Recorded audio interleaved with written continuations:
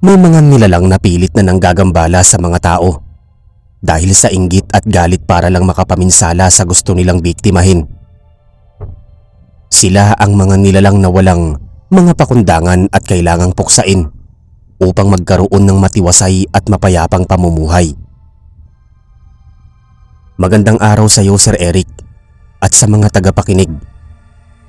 Ako po si Teo at nandito po ako upang magbahagi sa inyo ng personal ko pong karanasan noong makilala ko ang isang matandang tinderang bulag na nakilala ko sa karinderya sa probinsya ng aking ina na tumulong sa akin upang mahuli ang isang aswang na gumagaya sa anyo ng mga taong nakakasalamuha namin. Hinding-hindi ko makakalimutan ang mga pangyayari sapagkat kamuntik na akong mamatay sa karanasan kong yun. Taong 1996, nasa ikatlong bahagdan pa lang ako sa sekundarya nang magdesisyon si Nanay Isabelita na magtungo kami sa kanyang probinsyang Sinilangan. Hindi ako lumaki sa Calderon sapagkat matagal kaming nanirahan sa lugar ng aking ama. Pero noong namatay siya ay naisipan namin maghanap ng panibagong buhay ni Nanay Isabelita sa Calderon. Total naman ay nandoon ang kanyang ibang mga kapatid at kamag-anak. Nasira ng bagyo ang dating bahay ng pamilya ni Nanay. Kaya naman nakitira na muna kami kay Tatay Aurora na kanyang kapatid. Kasama namin doon ang mga kapinsan kong sina Emil at Lorenzo, gayon din si Tio Waldo. Simple lamang ang buhay nila at nakakaraos naman sa pang-araw-araw. Hindi pa naman noon ganoon kakomplikado ang buhay kaya naman masasabi ko na maswerte pa din ako sapagkat nabuhay ako sa mga taong yon kumpara sa maunlad na pamumuhay ng mga tao sa kasalukuyan. Tindera ng kakanin si Tia Aurora, samantalang mangingisda naman si Tio Waldo. Halos kasabayan ko ang mga kapinsan ko na sina Emil at Lorenzo. Kaya naman madali ko silang nakasundo noong manirahan ako sa Calderon. Sumasama si Nanay Isabelita kay Tia Aurora sa pagtitinda sa probinsya ng mga kakanin. Samantalang kami namang magpipinsan ay tumutulong sa kanila sa tuwing araw ng Sabado. May pagkakataon pa na kami na mismo ang nagbibenta upang mayroon kaming mabaong pera sa paaralan. Sumapit ang isang araw at inabot kami ng tanghali sa pagbibenta ng mga kakanin sapagkat marami kaming mga dinaanang mga kabahayan at mga hinikayat na tao para bumili ng mga kakanin. Araw noon ng Sabado, mataas na ang araw sa kalangitan at maraming pumakyaw sa aming mga paninda. Matindi ang init at talagang inabot na kami ng matinding uhaw. Kumakalam na ang aming mga sikmura kaya humanap kaming magpinsan ng makakainan bago kami umuwi sa bahay. Lumakad-lakad kami hanggang sa makalagpas sa palengke. Dumaan kami sa may isang iskinita at pagkatapos ay may natagpuan kaming karinderya na medyo kakaunti ang mga kumakaing suki. Pagkakataon na namin yun upang makakain ng masarap na ulam. Naisipan namin kumain sa lugar na yon sapagkat hindi masikip at mabilis kaming makakakuha ng pwesto.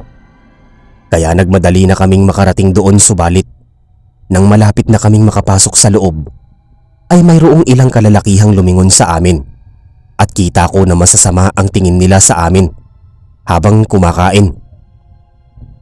Inakala ko na guni-guni ko lamang yon. Subalit totoo palang masasama at talagang tumatagos sa buto ko ang kanilang mga tingin. Biglang kumabog ang dibdib ko at parang bumigat ang aking pakiramdam. Kinalabit ko sina Emil at Lorenzo. Pabulong ko silang sinabihan na umalis na kami sa lugar na yon at medyo masama ang kutob ko sa karinderyang yon. Hindi ko maipaliwanag ang kaba sa aking dibdib. Maya-maya ay napapayag ko na rin silang umalis sa karinderya. Luminga-linga kami sa paligid at napansin namin na mayroon pang karinderya sa kabilang kanto kung saan maraming taong kumakain sa loob. Nagbabaka sakali kaming pumunta at hindi na kami lumingon sa karinderyang balak sana naming puntahan sa takot na matatalim na tingin ng ilang kumakaing kalalakihan. Nang makarating kami sa kabilang karinderya, ay hindi maganda umayaw ang mga kumakain. Abala ang lahat sa pagkain. Walang halos nagkikentuhan at nakatutok ang kanilang atensyon sa pagsubo at pagkain ng iba't ibang klase ng mga putahe. Napakaraming tao at akala pa naming magpipinsan ay wala na kaming mapipwestuhan sapagkat medyo masikip at kalat-kalat ang mga tao. Pero mabuti na lang at mayroong magkakasamang kababaihang tumayo pagkatapos kumain. Si Lorenzo na muna ang nagbantay sa aming pwesto at kaming dalawa ni Emil ang nagtungo sa dulong bahagi ng mga istante. Pagkadating namin ay namilog ang aming mga mata na masasarap na natitira pang mag-ulam tulad ng adobo, ginisang ampalaya at giniling.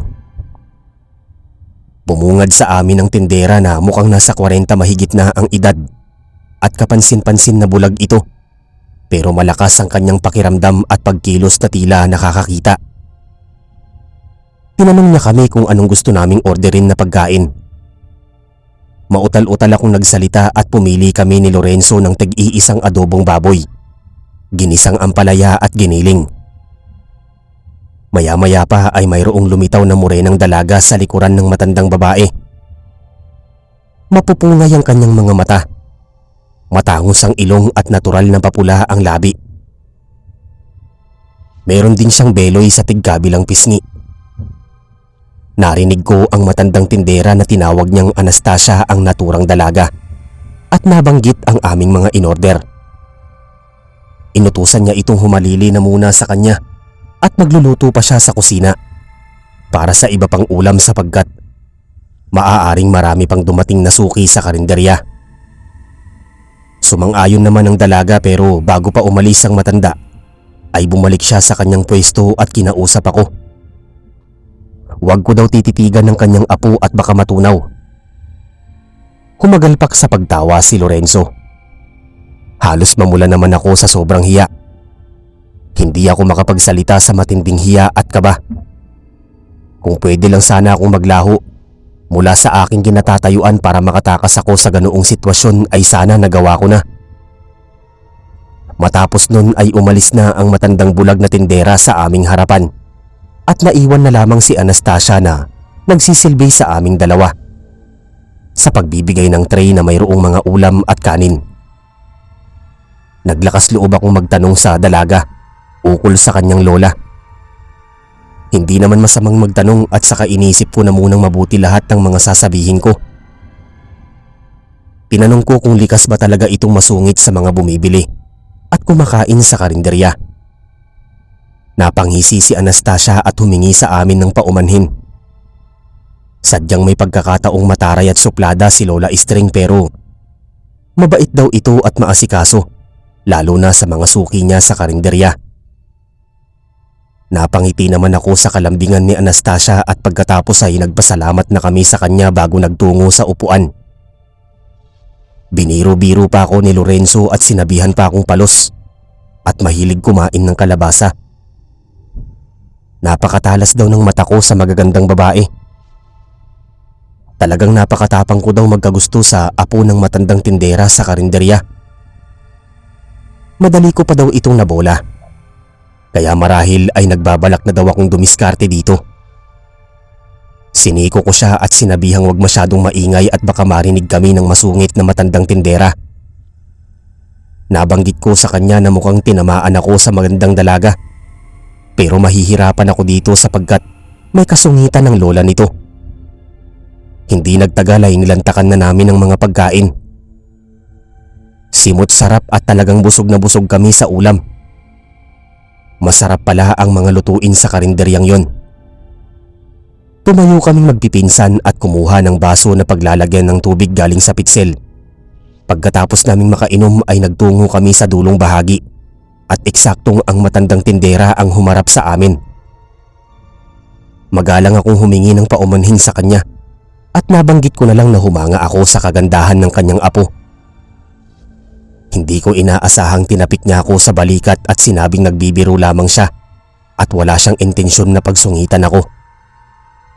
Malaya daw kaming makakabalik para kumain sa karinderya nila. Ligtas daw at talagang Tinatangkilik ng marami ang mga pagkaing niluluto niya, kaya madalas na binabalik-balikan. Naramdaman ko na mabait ang matandang tindera na nagpakilala sa amin bilang Lola String, at sila lamang ng apo niyang si Anastasia ang namumuhay at nagnenegosyo sa karinderyang yon. Ibinigay naming magpipinsan ang aming bayad at nagpasalamat kami sa kanya bago kami nagpaalam upang umuwi sa aming bahay. Kahit na nakaalis na kami sa karinderya ay natatanaw naming marami pa rin ang nagtutungo sa karinderya upang kumain. Humanga ako sa galing at dedikasyon ng maglola sa kanilang negosyo. Hindi pa man lang kami nakakauwi ay nakasalubong namin ang mga kalalakihang kumain sa unang karinderyang tinigilan namin. Nagmukha silang mga adik sapagkat namumula ang kanilang mga mata. Nakangisi sila na parang gusto kaming pagtripan. Umiwas kaming magpipinsan pero mabilis nila kaming hinarangan. Lumingon-lingon ako pero walang masyadong tao sa paligid. Maya-maya ay medyo dumilim ang ekspresyon ng kanilang mga muka. Papalapit sa akin ang brusko at matangkad sa kanilang apat. Mayroon silang inamoy-amoy mula sa akin pero bigla siyang napaatras at sinenyasan ng mga kasamahan na umalis na sa kanilang kinatatayuan. Hindi namin malaman kung anong nangyari pero kinilabutan kami, kaya tumakbo kaming magpipinsan ng mabilis at naghanap ng masasakyan kaysa maglakad at mapahamak pa sa daan. Nakatsyempo kami ng tricycle driver at pagkatapos ay nagbahatid kami sa bahay. Pagka-uwi ay inilahad namin ang mga nangyari, kaya medyo nasermonan kami ni Nanay Isabelita, pati ni Tia Aurora, sapagkat karamihan sa mga nakatira sa dakong pagkalagpas ng iskanita ay mga aswang at madalang ang mga ordinaryong taong namumuhay doon. Pasalamat daw kami at nakaligtas kami sa mga kalalakihang umarang sa amin. Posibleng hindi yun mga adik at maaaring mga aswang na kayang magpalit ng anyo kahit hindi pa sumasapit ang gabi. Subalit hindi pa rin kami nakinig sa kanila. Pilit pa rin kaming magtungo sa daan papasok sa iskanita at ginawa na naming libangan ng mga kumain sa karinderya ni Lola String, sapagkat masarap talaga ang tinda nitong ulam. Isa pa, naging malapit kami sa isa't isa ni Anastasia at naging kaibigan namin siyang magpipinsan. Tumagal ng ilang linggo ang aming madalas na pagkain sa karinderya tuwing araw ng Sabado. At nakilala pa namin ang ibang nagtatrabaho sa construction tulad ni namang Isidore at Mang Pablo na matagal ng suki ng matandang tinderang bulag. Dumako ang isang araw ay nabalitaan naming magpipinsan na dumadalang at halos kakaunti na ang mga suki sa karinderya. Di umano ay may kumakalat na balita na isang ang aswang si Lola String at mayroong nakakita sa kanyang isang suki na mayroon itong kinakain na pusa sa gawing kakahuyan. Hindi naman kami naniniwalang magpipinsan hanggat hindi namin nakikitang aswang si Lola String. Ay hindi kami maniniwala. Nagpatuloy kami sa pagkain sa karinderya kahit madalang ang mga suki na kumakain doon. Halos hindi na rin namin nakikita si Mang Isidore at Mang Pablo na kumakain sa karinderya. Posibleng lumipat na sila sa ibang karinderya. Sumapit ang Sabado at nagkasakit sina Emil at Lorenzo, kung kaya't ako na lang ang nagtinda noong araw na yon. Sa pagdating ng katanghalian ay nagulat ako nang maabutang sarado sa karinderya si Lola String, kaya napilitan akong kumain sa kabilang karinderya. Kapansin-pansin na maraming taong kumakain doon. Nagsusolo ako sa isang sulok. Umorder ako ng pagkain at mabilis akong kumain. Nararamdaman ko na mayroong mga matang nakamasid sa akin. Hindi ko sila pinansin pero lumalakas ang kabog ng dibdib ko. Binilisan ko ang pagkain at halos hindi ko malasahan ang ulam. Maya-maya ay umangat ako at nakita kong nagsipag-alisan na pala ang ibang mga kumakain. Dumukot ako sa bulsa at lumapit ako sa may bandang unahan para magbayad. Iniabot ko sa tindera ang bayad at ganoon na lang ang kilabot ko nang humarap sa akin si Lola String na nagbabaga ang mga mata. at may mga matutulis na pangil sa kanyang bibig. Kumisap-kisap mata ako at talagang si Lola String ang naturang tindera. Pailing-iling ako at halos hindi makapaniwala. Nanigas ako mula sa aking kinatatayuan. Natakot ako nang bigla siyang sumunggab sa akin. Napasigaw ako sa sobrang takot lalo pa noong dinambahan niya ako at sinakal. Nawalan na ako ng balanse at napabagsak kami sa sahig. Inamoy-amoy pa niya ako at dinila-dilaan kaya naamoy ko kung gaano kabaho ang kanyang hininga. Pilit akong nag-aalsa hanggang sa lumuwag ang pagkakasakal niya sa akin. Nakakuha ako ng tiyempo at paulit-ulit ko siyang pinagsusuntok sa tagiliran. Nilakasan ko ang pagkakasuntok at lumayo siya sa akin. Napangiwi siya sa sakit kaya nakabangon ako. Nahilo ako pagkatayo ko. Mabuti na lang at nakabawi ako. Mabilis akong lumabas sa karinderya at kahit nanlalambot ang mga tuhod ko ay pinilit kong makapaglakad papalayo sa lugar na yon. Ganoon na lang ang inabot kong sindak kay Lola. Ipinangako ko sa sarili ko na hinding-hindi na ako pupunta sa karinderya. Ipinagtapat ko kina Emil at Lorenzo ang naging karanasan ko kay Lola String. At napagtanto ko na kahit silang dalawa ay kinilabutan sa kanilang mga nalaman. Kaya lang ay palaisipan pa rin sa akin kung bakit nasa kabilang karinderya si Lola String. Anong ginagawa niya sa lugar na yon? Hindi kaya posibleng siya rin ang may-ari ng kabilang karinderya at nagbabalat kayo lamang siyang tao upang makapambiktima ng mga suki? Gusto ko sanang alamin ang lahat ng mga gumugulo sa isip ko.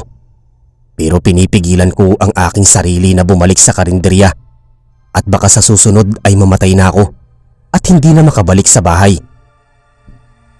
May 2 linggong hindi na kami nagagawi sa may bahaging iskinita at sa tuwing malapit ng magtanghali ay bumabalik na kaming magpipinsan sa bahay upang doon na mismo kumain. Kaya lang ay dumating ang isang ordinaryong araw ng Sabado.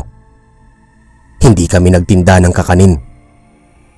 Nautusan kaming bumili ng mga rekado sa palengke ni Tia Aurora at sa hindi ko inaasahang pagkakataon ay nasabat naman namin sa di kalayuan ng maglola. Pasimple kaming umiwas at magtago pero mabilis nila kaming napansin. At ang masaklap pa ay sinundan nila kami at tila may balak pa silang kausapan kaming magpipinsan. Pilit kaming nagtago pero sa huli ay natagpuan nila kami sa isang sulok ng palengke. Binalak naming humingi ng tulong sa ilang tindera kaso nabakas ko sa mga mata ni Anastasia ang matinding awa. Nakiusap siya sa amin na huminahon at wala silang intensyon na masama. Gusto lamang nilang liwanagin ng mga bagay-bagay na kumakalat ukol sa kanilang pagkatao.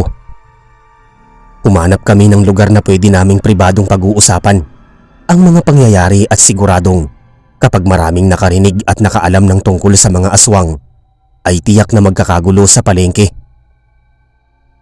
Lumabas kami ng palengke at sa may tabi kami ng daan nag-usap. Ipinaalam ko ang lahat ng mga nangyari sa akin sa loob ng kabilang karinderya at kung paano ako inatake ni Lola String. Pagkatapos kong magsalita ay nagpaliwanag naman si Lola String. Batay sa kanyang pagsasalaysay, mayroong nilalang na gumagaya sa kanya at nagbabalat kayong siya mismo upang mapasama ang kanyang imahe sa ibang mga suki sa karinderya.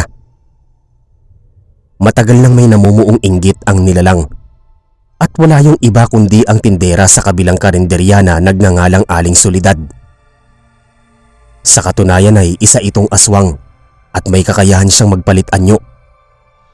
Maging boses ng ibang tao ay kaya nitong gayahin. Magaling lamang daw itong gumamit ng tagabulag kaya nauuto nito at nahihikayat ang mga ordinaryong tao na kumain sa kanyang karinderya. Posibleng inggit at selos ang pinag-ugatan kaya siniraan siya nito sa kanyang mga suki at palabasin na siya mismo ang aswang. Kaya pala ganoon na lang ang pagtataka ko kung bakit nasa kabilang karinderya si Lola String. Hindi pala siya ito at saka hindi mabango ang kanyang hininga kumpara sa nakaengkwentro kong huwad na tindera. Kahit paano ay naniniwala na kaming magpipinsan at nakumbinsi nila kaming maglola na tulungan silang bumuo ng plano. kung paano mabibigyan ng leksyon ng aswang at kung paano maililigtas ang mga taong kumain sa karinderya nito. Doon ako kinabahan, lalo na nang malaman ko na ang mga itinitindang ulam sa karinderya ni Aling Soledad ay mga lamang loob at bahagi ng mga katawan ng tao. Balak nitong gawing kawangis niya ang mga kumakain sa kanyang karinderya. Bukod pa pala sa kanya ay mayroon pa pala itong 2 anak na babae, lalaki, na nagsisilbing tagapagluto sa kusina. Kung hindi pala ako nakatakas sa karinderya nito ay posibleng naisahog na din ako sa mga ulam.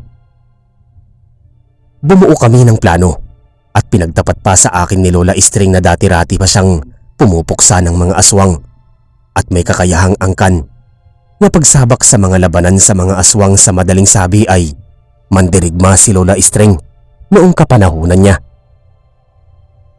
Binulag siya ng isang salamangkerong aswang at kahit kailan ay hindi na naibalik ang kanyang paningin. Pero sa awa naman ng Diyos ay napatay niya ang aswang matapos siyang bulagin nito. May alam siyang kuta ng pamilya ni Aling Soledad sapagkat minsan na niya itong natagpuan noon na nagtungo sa isang bodega sa paanan ng bundok kung saan may hinihila itong malaki at mabigat na sako. Posibleng doon dinadala ng tindera ang mga katawan ng tao na ginagawa nitong pangulam sa karinderya sa kasunod na araw. Medyo kinakabahan kaming magpipinsan pero sinabihan kami ng maglola na ipanatag namin ang aming kalooban sapagkat marami silang pwedeng ipabaon sa aming pangontra upang hindi kami masaktan ng mga aswang. Dagdag pa ni Lola Istring na hindi lang ako basta-basta niya tinapik noon sa balikat. Binakuran pala niya ako ng dasal kaya pala hindi makalapit sa akin ang bruskong aswang na humarang sa amin. Noon ko lang napagtanto na makapangyarihan pala si Lola Istring at kahit bulag siya ay wala pa ring panama sa kanya ang mga aswang. Nag-usap kami na magkita-kita sa palengke kinabukasan ng hapon bago kami magtungo sa may paanan ng bundok. Sumang-ayon kaming magpipinsan at pagkatapos nun ay bumili na muna kami ng mga kailangang rekado. Pero hindi kami kaagad umalis. Nakiusap ako kay Lola Istring na kung pwede niya akong matulungan na makasigurado kung hindi ako nayanggaw ng aswang sapagkat kumain ako sa kabilang karinderya at nalawayan ako ni Aling Soledad. Sa pagkakataong yun ay isinama na muna kaming magpipinsan sa bahay ng maglola upang masiyasat at magamot ako. Mayroon pala silang bahay malapit sa may palengke at tanging karinderya lamang nila ang matatagpuan sa pagkalagpas ng iskinita. Maliit lamang ang kanilang bahay kung pagmamasdan sa labas pero kapag nakapasok sa loob ay sobrang laki nito at marami silang mga anting-anting at kagamitan palaban sa mga aswang. Pinaupo kaming magpipinsan ng maglola sa mahabang lamesa at naghanda sila ng mga kagamitan. Maya-maya ay mayroong ipinainom na dinasalang likido si Lola Istring at yun ang naging daan upang sumuka ako sa may palanggana. Bumuo yun ng malagkit na hugis maitim na sisiw. Gumagalaw-galaw pa ito at talagang nakakapangilabot. Bumulong si Lola Istring at biglang nalusaw ang maitim na sisiw bilang malapot at mabahong likido. Pinaliwanag ngayon ang mutya ng aswang na nabuo sa aking katawan. Mabuti daw at hindi pa umaabot ang ilan pang linggo at baka tuluyan na akong naging aswang. Medyo gumaan ang pakiramdam ko at umaliwalas ang katawan ko. Inanyayahan kami ng maglola na sa kanila na mananghalian pero tumanggi kami at nabanggit na kinakailangan naming makauwi at baka mapagalitan pa kami ni Tia Aurora at mayroon pa itong inuutos sa amin. Pinabaunan naman kami ng botelya ng lana ni Lola Istring. Kung sakaling may umatake o lumapit sa aming aswang ay kukulo ang lana at pwede namin itong iwisik sa mga aswang. Nagpasalamat kami at tuluyang nagpaalam. Nag-abang na kami ng tricycle para sa mas mabilisan naming pag-uwi. Hindi na namin pinaalam ang tungkol doon sa aming mga magulang at tiyak na mapapagalitan kami. Masaklap pa ay paghigpitan at di na kami payagang magtinda ng kakanin. Sa sumunod na araw ay naisipan muna naming magpipinsan na magsimba bilang proteksyon at pasasalamat sa biyaya ng buhay na ipinagkaloob sa amin ng Diyos. Noong sumapit ang hapon ay natanaw namin sa di kalayuan sina Mang Isidore at Mang Pablo. Naglakas loob kaming lumapit at nakipag-usap sa kanila. Napag-alaman pa namin na hindi na pala sila kumakain sa mga karinderya. Nawala ang tiwala kay Lola Estring kaya minabuti na lang nilang magbaon ng ulam at kanin sa katanghalian. Pinaalam namin sa kanila na walang katotohanan ng mga paratang ng mga tao laban kay Lola Estring at ang tunay na salarin sa lahat ng mga nangyari ay si Aling Soledad na sinisira ang reputasyon ng tinderang bulag. Idinagdag pa naming magpipinsan na natutulungan namin ang maglola na maisagawa ang kanilang plano sa pagsapit ng dapit hapon. Hindi pa rin kumbinsido ang dalawa naming kakilala at wala na daw silang interes ukol sa bagay na yon. Pinayuhan na lamang nila kaming mag-ingat. Wala na kaming nagawa at nagpaalam na din kaming magpipinsan sa kanilang dalawa. Naglakad-lakad kami hanggang sa makarating sa may palengke at sa may bahagi ng tindahan ng gulay ay natagpuan namin ang maglola na naghihintay sa may isang sulok. Pasimple kaming nagbatian at pagkatapos ay sabay-sabay na lumabas sa palengke kung saan ipinakita sa amin ni Anastasia ang kanyang bag na may lamang kutsilyo, kalamansi, isang supot na asin, pati mga bawang. Samantalang si Lola Estring ay balot na balot ang katawan na tila mayroong tinatago sa kanyang kasuotan. Hindi na namin siya tinanong at noong bandang may nakita kaming humintong jeep ay saka kami sumakay. Bago sumapit ang paanan ng bundok ay bumaba kami mula sa jeep. Naglahad kami ng ilang hakbang hanggang sa tuluyang makarating kami sa paanan ng bundok. Madalang na ang mga kabahayan doon at talagang maraming iba't ibang matatayog na mga punong kahoy na nagpapadilim sa daan. Malapit nang sumapit ang takip silim noong pumasok kami sa loob ng kakahuyan kung saan namataan namin sa di kalayuan ng isang maliit at nagliliwanag na bodega. Gayon din ang papasok na si Aling Soledad. Nakatulong ang isang dalaga sa pagbubuhat ng sako. Nagtago kami sa matatalas at matataas na talahiban. Subalit inabot yata kami ng kamalasan nang biglang may isang baritonong boses ng lalaki ang sumigaw at sinabing mayroong mga mapangahas na nagtangkang pumasok sa kanilang baryo. Hindi namin malaman kung saan nagmumula ang tinig. Pero naalarma sina Aling Soledad pati ang dalaga. Nabitawan nila ang sako at bumagsak yun sa lupa, kung saan sumambulat ang iba't ibang pirasong bahagi ng mga katawan ng tao. Lumabas sina Lola Estring at Anastasia mula sa pinagkukublihan. Sumunod na kaming magpipinsan kahit medyo natatakot kami sa mga posibleng mangyari. May biglang lumitaw na dalawang bulto ng maiitim na lalaki na may mahahabang buhaghag na mga buhok, mabalahibong katawan na punong langis. Mabaho ang kanilang mga amoy pero nagbabaga ang mga mata na tulad sa mga pusa. Walang duda na mga aswang ang pamilya ni Aling Soledad.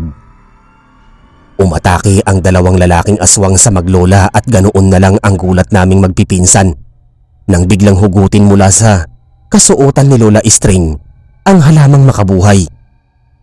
Pinagahampas niya ang katunggaling aswang samantalang si Anastasia naman ay sinabuyan ng asin ng isa pang aswang at pagkatapos ay dumaluhong siya at pinagsasaksak ito sa dibdib pati sa mga mata hanggang sa malagutan ito ng hininga.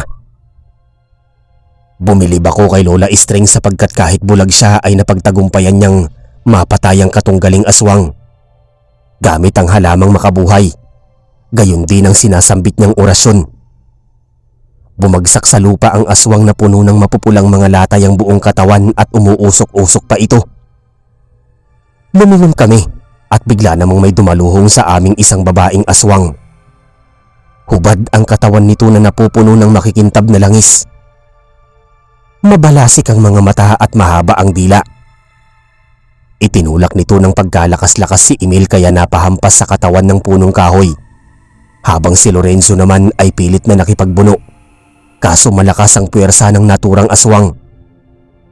Sinuntok siya nito sa muka at pagkatapos ay sinipa. Tumalsik siya sa isang sulok at mabilis namang lumundag sa akin ng aswang. Mabuti na lang at nadukot ko mula sa aking bulsa ang botelya ng lana. Binuksan ko yun at mabilis na naiwisik na tumama sa mismong muka ng aswang. Umatras ito at umangil habang nasusunog ang muka. Napakasakit sa tenga na pakinggan ng mga pighati nito. Pero nagulantang na lamang ako noong makita ko na may paparating na mga tao na susugod sa aming kinaroroonan. Nakabawi ang aswang kahit na sunog ang mukha nito. Balak pa ako nitong gantihan. Napagtanto ko na posibleng ang aswang na yon ay isa sa mga anak ni Aling Soledad. Isinaboy ko ang natitirang lana at tumalsik yun sa iba't ibang bahagi ng katawan ng aswang. Ngumiwi at talagang sumigaw ito sa sobrang sakit habang umuusok at nasusunog ang kanyang balat. Hindi nagtagal ay nanghina ito at napapikit na bumagsak sa lupa hanggang sa nawalan ng ulirat. Nang makasigurado ako na hindi na humihinga ang aswang ay saka ako patakbong lumapit sa kinaroroonan nina Emil at Lorenzo. Tinulungan ko silang makabangon at makalakad. Inakala ko na magiging ligtas na kami subalit hindi pa pala natatapos ang aming kalbaryo. Napansin naming magkakaibigan na napahandusay sa lupa si Anastasia habang ang ilang mga tao na may dalang sulo ay nag-aalangang lumapit sa dalawang bulto na naglalaban at nagtatagisan ng lakas. Nagmamadali akong nagtungo sa direksyon ni Anastasia. Umagapay ako sa kanya at kita ko na marami siyang natamong sugat. Tinanong ko siya kung anong nangyari sa kanya at nabanggit niya sa akin na bigla na lamang siyang inatake ni Lola String.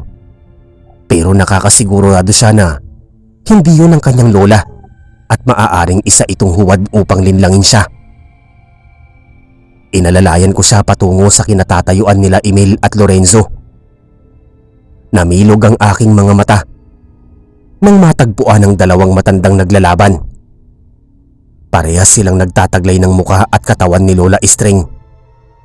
Parehas silang maliksing kumilos sa pakikipaglaban kung kaya't hindi namin malaman kung sino ang tunay na Lola String sa kanilang dalawa. Maya-maya pa ay natalo ang isa sa kanila at napabagsak sa lupa. Ang isa sa dalawang matanda ay inakusahan ng kanyang katunggali na ito ang tunay na aswang. Inutusan niya ang mga tao na patayin ang aswang pagkatapos ay tumingin siya sa amin at nagbalak siyang lumapit ngunit pinigilan ko siyang makarating sa aming kinatatayuan sapagkat hindi ako nagtitiwala na siya mismo si Lola String. Pumalibot ang mga tao sa isa pang Lola String at mukhang papatayin nila ito. Nasilayan ko sa kanila sina Mang Isidore at Mang Pablo. Natuwa ako sapagkat nakiisa sila sa pagtugis sa aswang. Hinikayat kami ni Lola String na maniwala sa kanya. May kalambingan ng kanyang boses at tila nagpapaawa pa siya sa amin. Gusto ko siyang paniwalaan subalit sumabat si Anastasia. Sinabihan niya kami na huwag magpapadala sa mga salita ng huwad na Lola String. Siguradong si Lola Soledad yon at gusto lamang silang kontrolin upang madaling mapatay. Naglabas ng mga itak ang ilang tao at binalak nilang pagsasaksaki ng matandang kanilang pinalibutan. Subalit mabilis sila nitong pinagtutulak at sinikap niyang makatakas subalit pinaghahawakan ng mga ito ang kanyang tigkabilang mga kamay. Kaya hindi siya nakawala kahit anong gawin niyang paglapag at panlalaban. Pilit siyang sumisigaw at halos minura niya ako at sinabing wag akong maaawa sa kaharap naming Lola String dahil ito ang tunay na aswang.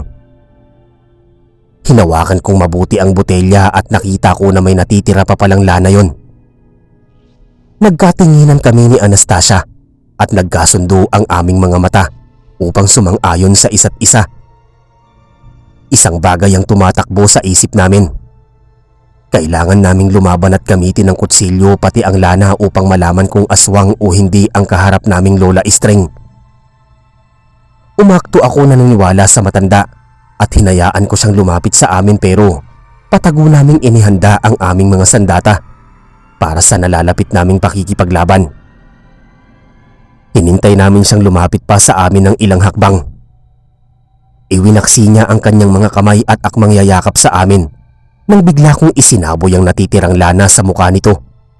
Habang si Anastasia ay lumapit at itinarak sa dibdib ang kutsilyo.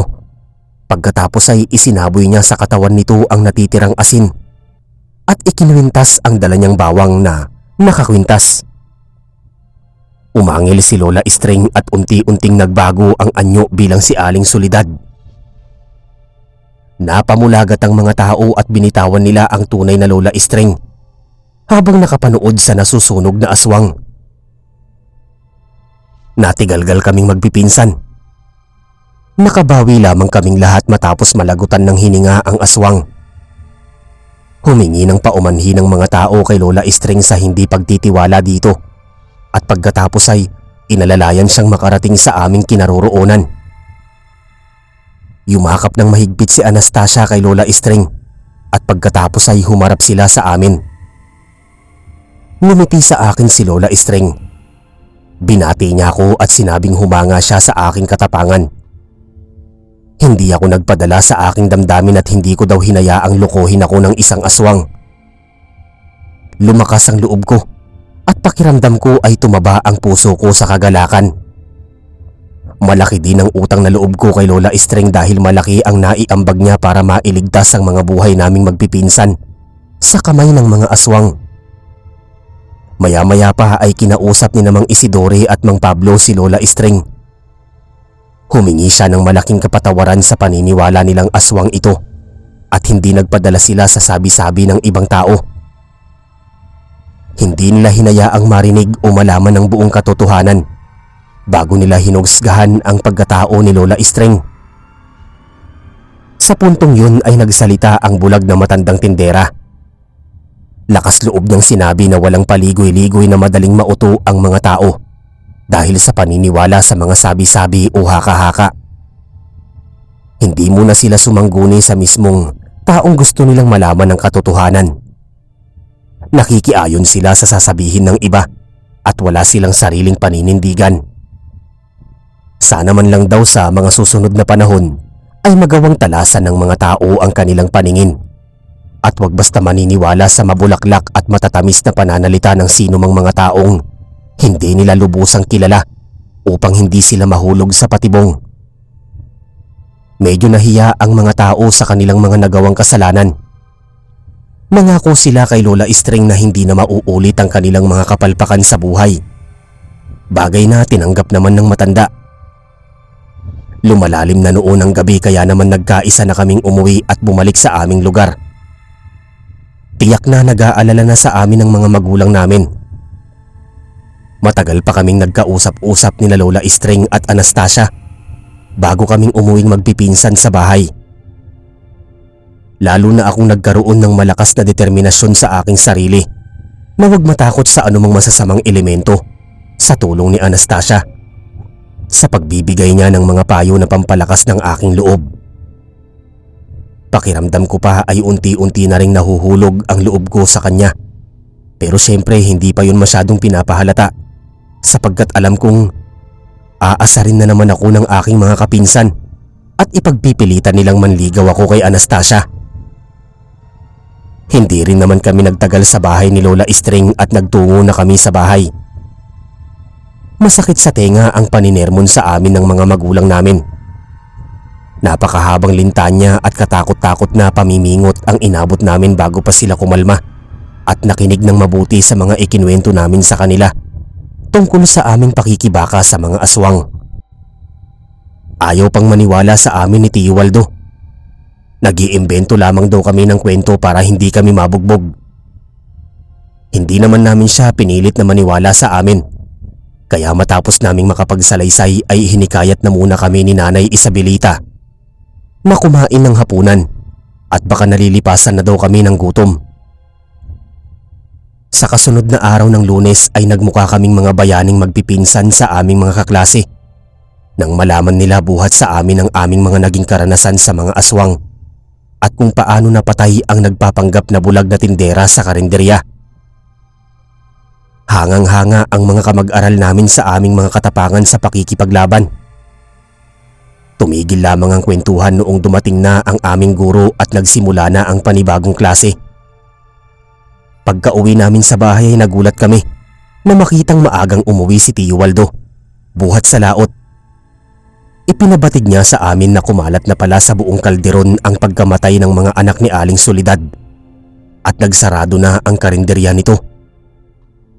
Napag-alaman din niya na hindi kami nagsisinungaling sapagkat isa pala sa misis ng kasamahang mangingisda ni Tio Waldo ang kasama sa mga taong nagtungo sa paanan ng bundok at nasaksihan niya ang kagilagilalas naming ginawa upang puksain ang mga aswang. Simula noon ay hindi na niya kami madalas na asarin. Nagkaroon siya ng kumpiyansa sa aming magpipinsan. Hinayaan na din kami ng aming mga magulang na magbenta ng kakanin sa may bahaging iskinita. Nagpatuloy ang pagkain namin sa karinderya ni Lola Estring at nakita naming magpipinsan na lalong lumakas ang negosyo ng pagtitinda ng ulam ng maglola. Maraming mga suki ang nagtiwalang muli sa kanilang serbisyo, kaya naman pinagpapala sila sa araw-araw. Bukod pa doon, napagaling ni Lola Estring ang mga tao mula sa pangyayanggaw ni Aling Soledad, kaya kakaunti na ang populasyon ng mga aswang sa lugar na yon. Hindi na nakakaramdam ng matinding takot ang ibang tao na magawi sa karinderya. Pero dumating ang isang araw na nakaengkwentro na naman naming magpipinsan ng mga bruskong kalalakihan. Galit na sumugod ang mga ito sa amin. Pero mabuti na lang at tinuruan kami ni Lola Estring sa pakikipaglaban. Mayroon kaming mga dalang kalamansi at lana, kaya madali kaming nakipagsabayan sa kanilang lakas. Ngunit mas marami ang bilang nila sa amin kaya sa kalagitnaan ng laban ay medyo nahirapan kami. Hindi namin inasahang dumating ang maglola at hinagupit ni Lola Estring ng halamang makabuhay ang lider ng mga bruskong kalalakihan. Samantalang pinatamaan naman ng sibat na kawayan ni Anastasia ang isa pang aswang na sumapul at tumusok sa loob ng bibig nito. Tumalasik ang dugo sa lupa kasabay ang mabilis nitong pagbagsak. Isinunod naman ni Anastasia ang isa pang aswang pero nakatakas pa ang isa nitong kasamahan. Samantalang si Lola Estring ay gigil na hinagupit at sinunog ang katawan ng lider ng mga kalalakihang aswang. Matapos ang labanan ay saka pa lamang kami nakahinga ng maluwag. Hinala ni Lola Estring ay posibleng kamag-anak o malapit na kaibigan ng pamilya ni Aling Soledad ang grupo ng mga kalalakihang aswang. At kaya sila bumalik ay upang maghiganti sa aming lahat. Nagpasalamat kami at wala namang manggugulo sa amin na magdudulot ng kapahamakan. Subalit lumipas lamang ang ilang linggo ay mayroon na namang dumating na dayuhang mga aswang. Bumibiktima naman sila ng mga kadalagahan at kabinataan, kaya nagdoble ingat kaming magpipinsan. Bantay sarado din ako kay Anastasia kahit alam ko na mas malakas pa siya sa akin. Nag-uumpisa na rin naman akong manligaw sa kanya. Kampante ako sapagkat may basbas ako kay Lola Estring. Marami na ring nabiktima ang mga dayuhang aswang, kaya gumawa na kami ng aksyon. Nagronda kaming magpipinsan at sumama sa mga tanod. Hindi nagtagal ay nagplano kaming magmatsyag sa gubat kasama sina Lola Estring at Anastasia, kung saan napakawalan namin ng mga binihag na kadalagahan at kabinataan. Nakipagsagupaan kami sa 7 aswang gamit ang aming mga sandata. Doon ako nagulat nang gumamit ng pabulong na orasyon si Lola Estring, pati ang kanyang pag-iisip upang makontrol at mapatay ang mga aswang. Isa-isang nabuwalang mga aswang. Nagtirik ang mga mata bago nalagutan ng hininga. Matindi ang naging labanan. Nakatamo kami ng maraming latay sa katawan, kaya naman pinagtiyagaan kaming gamutin ni Lola Estring. Mayroon siyang pinahid sa aming espesyal na lana. Wala pang 3 araw ay nawala ang aming mga sugat at napawi ang sakit ng aming buong katawan. Tila may taglay na mahika ang lana at orasyon na ibinulong niya sa aming magpipinsan. Lumipas ang 1 buwan ay wala nang aswang ang nagtungo sa kalderon. Naging mapayapa ang pamumuhay ng mga residente. unti-unting umangat ang mga negosyo. Hindi nagtagal ay nakatapos na kami sa sekundarya. Nakamit ko na rin ang matamis na oo ni Anastasia. Tumutulong din kaming magpipinsan sa pagtitinda sa karinderya sa tuwing nakakatapos na kami sa pagbibenta ng mga kakanin. Si Lola Estring ang nagpapasweldo sa amin. Bagamat maliit lamang ang kita namin ay malaking bagay na yon upang makaipon kami ng pera para sa aming pag-aaral sa kolehiyo. Wala na rin siyang nakakumpetensya sa pagtitinda ng ulam sa karinderya, kaya naman lalong lumaki ang kanyang negosyo at dumami ang mga trabahador. Sa kasalukuyan ay medyo umunlad na din ang kalderon. Nakatapos na kami sa pag-aaral na magpipinsan. Pinili ko na makatapos sa kurso ng pagluluto sapagkat ipinamana sa aming mag-asawa ni Anastasia ni Lola Estring ang kanyang karinderya bago siya namatay. Hindi na kami umalis sa kalderon at doon na mismo kami bumuo ng sariling pamilya. Nabiyayaan kami ng 4 na anak at napalaki namin ang aming bahay sa tulong ng naipon naming pera. Bukod sa negosyo, ipinamana din sa aming mag-asawa ni Lola Estring ang kakayahan sa panggagamot ng mga taong nayanggaw, gayon din ang kakayahan sa pagpatay sa mga aswang. Itinuring ko na pangalawang ina si Lola Estring. Tatanawin ko na malaking utang na loob habang buhay ang mga naitulong niya sa pagkatao ko. Nagsilbi rin siyang inspirasyon sa aming magpipinsan upang lumaban kami sa mga pagsubok sa aming buhay. Dito po nagtatapos ang aking kwento. At sana ay nakapagbigay po ito ng aral at inspirasyon sa mga tagapakinig. Maraming salamat po Sir Eric sa pagpili ninyo na mailahad sa inyong YouTube channel ang aking karanasan. More power po. Lubos na gumagalang. Teo.